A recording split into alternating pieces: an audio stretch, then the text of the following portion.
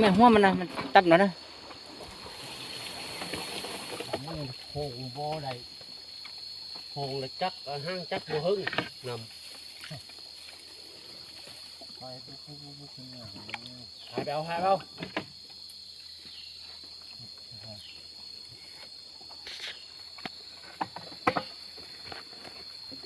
ก็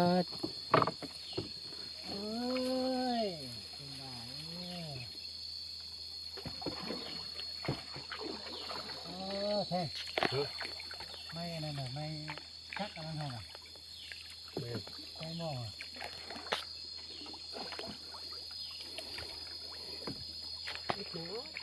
แต่หน้าทุกคนน่ะมันรักเขารักเฮียกันเลยกันเฮียน่ะ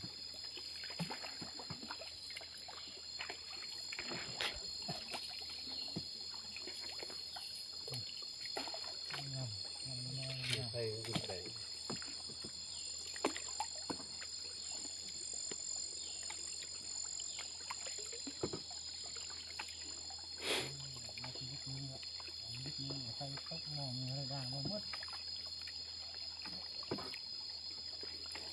ให้ยุบพักห้วยบ่เศร้าเดี๋ยวใส่เวลาออกไปมันไปย่ำเอาว่างนะเอาตีอยู่หีบครับมันนี่เอาไปนอง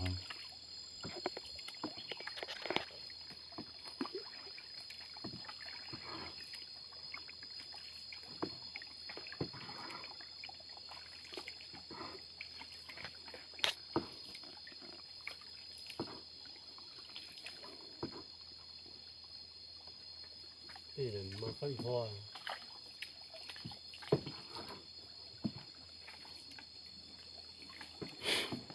เขาอยู่เนี่ย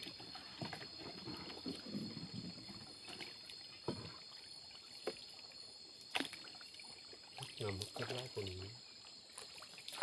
ขอบคุณ